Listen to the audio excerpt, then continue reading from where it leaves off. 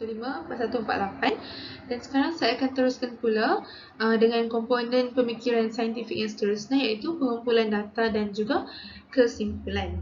Tujuan pengumpulan data ialah untuk menguji hipotesis yang telah dibuat. Setiap hipotesis akan dianggap benar tanpa perlu mengumpul bukti dan sebagainya untuk mengesahkan kebenarannya. Kebanyakan daripada kita boleh berfikir secara saintifik dalam kehidupan akademik kita, tetapi dalam kehidupan seharian kita tidak mampu untuk berfikir dan juga bertindak secara saintifik.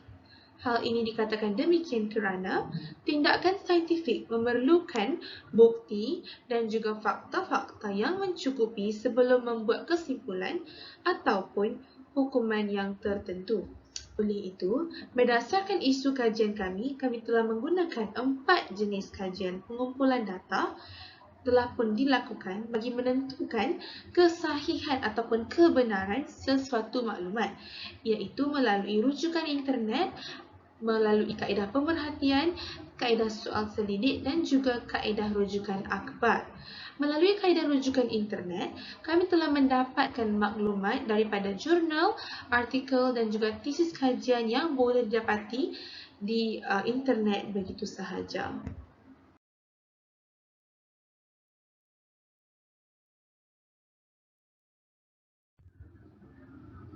Baiklah, selain itu kami juga telah membuat kaedah pemerhatian berdasarkan situasi sebenar yang berlaku dalam kehidupan kami, menggunakan penglihatan, pendengaran, sentuhan, rasa atau bau untuk mengumpul maklumat tentang objek dan juga fenomena. Dan kami dapati bahawa remaja menjadi semakin lalai, malas serta tidak mengendahkan tanggungjawab mereka yang lain. Mereka juga bersikap tidak mengendahkan apabila dipanggil dan tidak mahu meluangkan masa bersama dengan ahli keluarga kerana terlampau ketagih dengan media sosial. Perkara ini boleh dilihat apabila kita melihat keadaan sekeliling. Seperti saya, melihat keadaan sekeliling seperti jiran saya ataupun rakan-rakan yang lain yang mempunyai masalah terlampau ketagih akan media sosial ini, kita dapat melihat kesannya terhadap diri mereka sendiri. Kesan yang melalui kaedah pemerhatian yang dapat dilihat ialah mereka menjadi semakin malas, semakin tidak bertanggungjawab. Mereka menjadi semakin hidup bersendirian. Mereka tidak lagi mempedulikan orang-orang di sekeliling mereka. Seterusnya, kaedah pengumpulan data yang lain yang kami lakukan ialah kaedah soal selidik. Kaedah soal selidik boleh dilakukan dengan berbagai cara, tetapi kami telah memilih untuk melakukan dalam Google Form, dan ini boleh membolehkan maklumat dan data dikumpulkan untuk tabulasi, klasifikasi, penerangan dan analisis dalam kajian ataupun penyelidikan yang kami lakukan. Kaedah ini merupakan kaedah yang paling senang untuk kita melihat data-data yang dikumpulkan kerana semuanya boleh ditabulasikan dan dapat dilihat dengan begitu sahaja. Seterusnya, kaedah terakhir yang kami lakukan ialah kaedah rujukan akhbar. Pada masa yang sama juga, kami turut menggunakan kaedah rujukan akhbar ini bagi mendapatkan maklumat terkini dalam akhbar secara atas talian. Antara rujukan akhbar yang kami ketemui ialah yang pertama, berita harian online, remaja terpengaruh media sosial. Dia adalah berita yang ditulis mengenai remaja yang terpengaruh dengan media sosial, kesan-kesannya dan faktor-faktor yang menyebabkan mereka terpengaruh dengan media sosial. Seterusnya juga dalam akhbar sinar harian, ketagihan media sosial sudah serius. Terdapat satu artikel yang menuliskan tentang betapa seriusnya masalah ketagihan media sosial dalam kalangan kanak-kanak, ataupun remaja zaman sekarang. Satu lagi dalam berita sinar harian juga, tentunya ialah banyak kajian bukti media sosial punca isu kesihatan.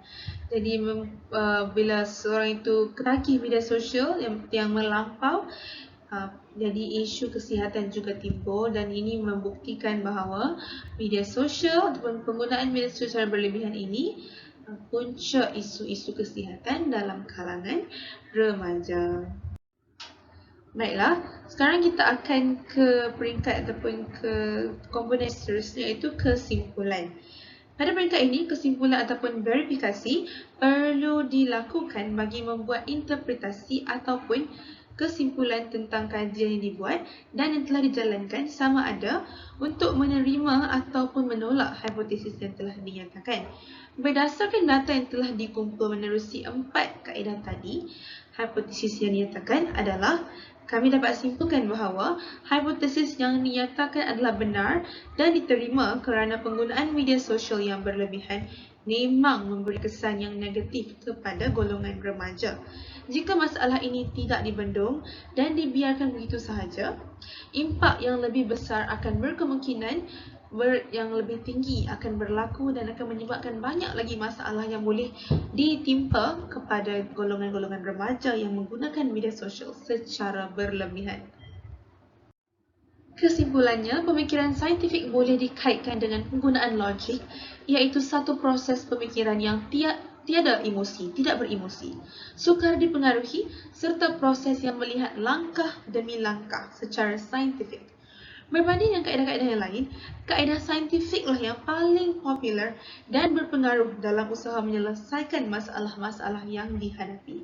Sekian itu sahaja daripada kumpulan kami. Terima kasih kerana sudi mendengar dan meluangkan masa untuk mengikuti kami dalam pembentangan kami pada hari ini. Sekian, terima kasih.